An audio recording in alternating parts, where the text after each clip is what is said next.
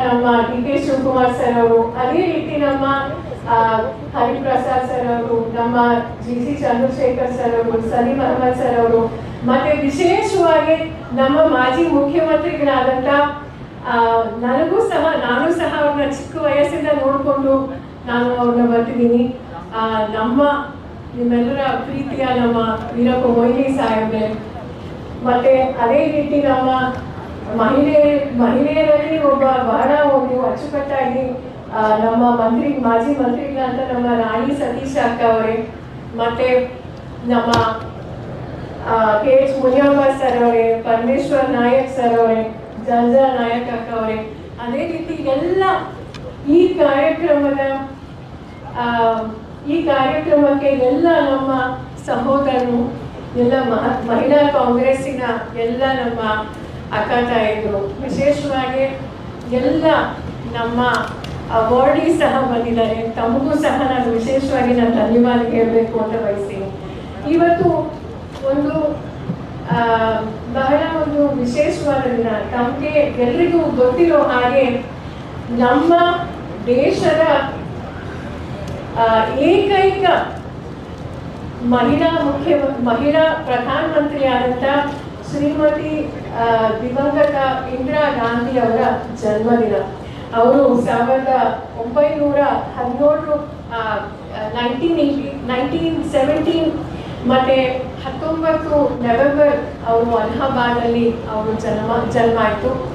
ಮತ್ತೆ ಅವರ ತಂದೆ ಎಲ್ರಿಗೂ ಗೊತ್ತಿರೋ ಹಾಗೆ ಸ್ವಾತಂತ್ರ್ಯ ಹೋರಾಟಗಾರರು, ಮತ್ತೆ ನಮ್ಮ ದೇಶದ ಮೊದಲನೇ ಪ್ರಧಾನಮಂತ್ರಿಯಾದಂಥ ನಮ್ಮ ಜವಾಹರ್ಲಾಲ್ ನೆಹರು ಅವರು, ಮತ್ತೆ ತಾಯಿ ಕಮಲಾ. ಮತ್ತೆ ನಾವೆಲ್ಲರೂ ಸಹ ಅವ್ರ ಬಗ್ಗೆ ಮಾತಾಡಬೇಕು ಅಂದರೆ ನಮಗೆ ಅಟ್ಲೀಸ್ಟ್ ಒಂದು 3 ತಾಸು ಬೇಕಾಗುತ್ತೆ. ಯಾಕಂದರೆ ಈಗ ಒಂದು US ಅಂತ ಒಂದು ದೊಡ್ಡ ದೇಶ, ಅವರು ಈಗಲೂ ಸಹ ಅವರು ದೇಶದ ಒಬ್ಬ ಪ್ರೆಸಿಡೆಂಟ್, ಒಬ್ಬ ಮಹಿಳೆ ಇನ್ನೂ ಆಗಲಿಲ್ಲ. ಆದರೆ ನಮ್ಮ ದೇಶದಲ್ಲಿ ಒಬ್ಬ ದಿಟ್ಟ ಮಹಿಳೆ, ಉಕ್ಕಿನ ಮಹಿಳೆ, ಆ ಕಾಲದಲ್ಲಿ ಮಹಿಳೆಯರು ಹೊರಗಡೆ ಬಂದು ಕೆಲಸ ಮಾಡೋಕ್ಕೂ ಬಿಡ್ತಿರ್ಲಿಲ್ಲ. ಆಗ ಅವರು ಪ್ರಧಾನಮಂತ್ರಿಯಾಗಿ ನಮಗೆ ಬಹಳ ಚೆನ್ನಾಗಿ 1 ಅಲ್ಲ 2 ಅಲ್ಲ 3 ಬಾರಿ ಅವರು ನಮ್ಮ ದೇಶದ ಪ್ರಧಾನಮಂತ್ರಿ ಆಗಿದ್ರು. ಇತ್ತಾನೆ ನಮ್ಮ ಮಂಜುಳಾ ಅಕ್ಕ ಅವರು ಹೇಳಿದ್ರು, ನಮ್ಮ ಬ್ಯಾಂಕ್ಸ್ ರಾಷ್ಟ್ರೀಯಕರಣ ಇರ್ಬೋದು, ಗ್ರೀನ್ ರೆವಲ್ಯೂಷನ್ ಇರ್ಬೋದು, ಮತ್ತೆ ಗರೀಬಿ ಹಠಾವ್ ಅಂತ, ಮತ್ತೆ ಪ್ರತಿಯೊಬ್ಬ ನಮ್ಮ ನಾಗರಿಕರಿಗೂ ಒಳ್ಳೇದಾಗಬೇಕು ಅಂತ ಈಗಲೂ ಸಹ ನಾವು ಎಲೆಕ್ಷನ್ ಟೈಮಲ್ಲಿ ನಾವು ಹೋದಾಗ ಬಹಳ ಜನ ಹೇಳ್ತಾರೆ. ವಿಶೇಷವಾಗಿ ನಮಗೆ ಭೂಮಿ ಕೊಟ್ಟವರು, ಹಿಂದೆ ಒಂದು ಕಾರ್ಯಕ್ರಮದಲ್ಲಿ ನಮ್ಮ ಡಿ.ಕೆ. ಶಿವಕುಮಾರ್ ಸರ್ ಅವರು ಹೇಳ್ತಾ ಇದ್ರು, ಭಾರತ್ ಜೋಡೋ ಕಾರ್ಯಕ್ರಮದಲ್ಲಿ ಒಬ್ಬ ತಾಯಿ ಬಂದು ರಾಹುಲ್ ಗಾಂಧಿ ಅವ್ರಿಗೆ ಹೇಳಿದ್ರು, ಈ ಭೂಮಿ ನಿಮ್ಮ ಅಜ್ಜಿಯಿಂದ ನನಗೆ ಸಿಕ್ಕಿದ್ದು ಅಂತ. ಸೊ ಹಾಗಾಗಿ ಈಗಲೂ ಸಹ ಬಹಳ ಜನ ನಮ್ಮ ಪಕ್ಷ, ನಿಜವಾಗ್ಲೂ ನಮಗೆ ಬಹಳ ಎಲ್ರಿಗೂ ಹೆಮ್ಮೆ ಆಗುತ್ತೆ. ನಾನು ಈಗ ನೋಡಿ, ನಾವು ಎಲ್ರಿಗೂ ಅಷ್ಟೇ, ವಿಶೇಷವಾಗಿ ಮಹಿಳೆಯರು, ಪ್ರತಿಯೊಬ್ಬ ಮಹಿಳೆ ಸಹ ಒಂದೊಂದು ಹಳ್ಳಿಯಲ್ಲೂ ಸಹ ಅವಳಿಗೆ 2,000 ರೂಪಾಯಿ ಹೋಗ್ತಾ ಇದೆ ಡೈರೆಕ್ಟಾಗಿ ಅಕೌಂಟಿಂದ. ಅಂದರೆ ಬ್ಯಾಂಕು ರಾಷ್ಟ್ರೀಯಕರಣ ಆಗ ಅವರು ನಮ್ಮ ದೇಶದ ಇಂದಿರಾ ಗಾಂಧಿ ಅವರು ಪ್ರಾರಂಭ ಮಾಡಿದ್ದು. ಈಗ ನಿಜವಾಗ್ಲೂ ನಾವು ಎಲ್ಲೋ ಒಂದು ಕಡೆ ನಾವು ಆಲೋಚನೆ ಮಾಡಬೇಕು. ಯಾಕಂದರೆ ಗಾಜಾ ಇರ್ಬೋದು, ಪ್ಯಾಲೆಸ್ಟೀನ್ ಇರ್ಬೋದು, ಯುಕ್ರೇನ್ ಇರ್ಬೋದು, ಅವರು ಬಹುಶಃ ಇವತ್ತು ಇದ್ದಿದ್ರೆ ಅವ್ರು ಹೇಗೆ ಕಠಿಣವಾದಂಥ ಒಂದು ನಿರ್ಧಾರಗಳು ತಗೋತಾ ಇದ್ರು ಅಂತ ಒಬ್ಬ ಪ್ರಧಾನಮಂತ್ರಿ ಆಗಿ ಅಂತ. ಸೊ ನಾನು ಈಗ ಹೆಚ್ಚು ಮಾತಾಡಲಿಕ್ಕೆ ಹೋಗಲ್ಲ. ವಿಶೇಷವಾಗಿ ಎಲ್ಲ ನಮ್ಮ ಇವತ್ತು ಬೆಳಗ್ಗೆಯಿಂದ ನಾವು ಒಂದು ಮೆಡಿಕಲ್ ಕ್ಯಾಂಪ್ ಸಹ ನಾವು ಮಾಡ್ತಾ ಇದ್ದೀವಿ. ದಯವಿಟ್ಟು ಎಲ್ಲ ನಮ್ಮ ಮಹಿಳೆಯರು ಅವರ ಆರೋಗ್ಯನ ನೋಡ್ಕೋಬೇಕು ಅಂತ ನಾನು ಮನವಿ ಮಾಡ್ತೀನಿ.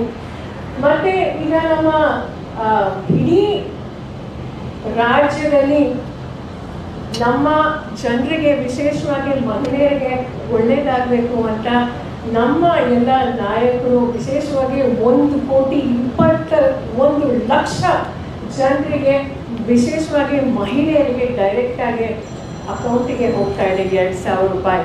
ಈಗ ನಾವು ನೋಡ್ತಾ ಇದ್ದೀವಿ ಸಾಮಾಜಿಕ ಜಾಲತಾಣದಲ್ಲಿ ಮಹಿಳೆಯರು ಕಣ್ಣು ಆಪರೇಷನ್ ಇರ್ಬೋದು,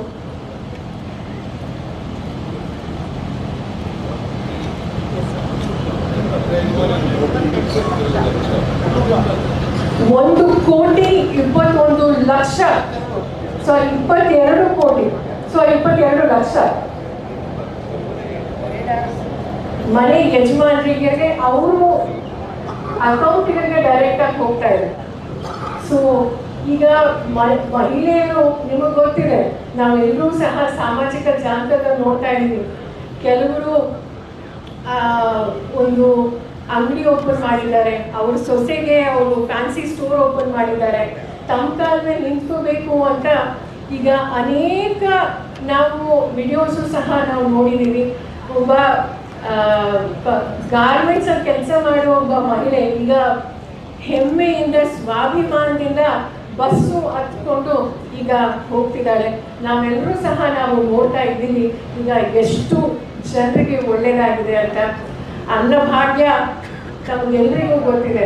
2013 ನಮ್ಮ ಸಿದ್ದರಾಮಯ್ಯ ಸರ್ ಅವರು ಹಸಿವು ಇಂದ ಯಾರೂ ಸಹ ಬದುಕಬಾರ್ದು ಅಂತ ಅನ್ನಭಾಗ್ಯ ಡೇ 1 ಅವರು ಪ್ರಾರಂಭ ಮಾಡಿದ್ರು. ಅದೇ ರೀತಿ ಗೃಹ ಜ್ಯೋತಿ ಇರ್ಬೋದು, ಯುವಕರಿಗೆ ಒಳ್ಳೆಯದಾಗಬೇಕು ಅಂತ ಯುವನಿಧಿ ಇರ್ಬೋದು. ಅದೇ ರೀತಿ ಅನೇಕ ನಮ್ಮ ಕಾಂಗ್ರೆಸ್ ಸರ್ಕಾರ ಜನರಿಗೆ, ವಿಶೇಷವಾಗಿ ಮಹಿಳೆಯರಿಗೆ, ಯುವಕರಿಗೆ ಎಲ್ರಿಗೂ ನಾವು ಒಳ್ಳೇದು ಮಾಡ್ತಾ ಇದ್ದೀವಿ. ಮುಂದೆ ಸಹ 3.5 ವರ್ಷ ಅದಾದ್ಮೇಲೂ ಸಹ 100% ನಮ್ಮದೇ ಸರ್ಕಾರ ಬರೋದು. ಇವತ್ತು ನಾವೆಲ್ಲರೂ ಸಹ ನಮ್ಮ ದಿವಂಗತ ಇಂದಿರಾ ಗಾಂಧಿಯು ಅವರ ಬಗ್ಗೆ, ಅವರ ಜೀವನದ ಬಗ್ಗೆ ಮತ್ತೆ ಅವ್ರ ಬಗ್ಗೆ ನಾವು ಚರ್ಚೆ ಮಾಡೋಣ. ಮುಂದಿನ ಪೀಳಿಗೆಗೆ ನಿಜವಾಗ್ಲೂ ನಮ್ಮಂತ ಮಹಿಳೆಯರಿಗೆ ಅಲ್ಲ, ಪ್ರತಿಯೊಬ್ಬರಿಗೂ ಅವರು ಮಾದರಿ ಆಗಿದ್ದಾರೆ.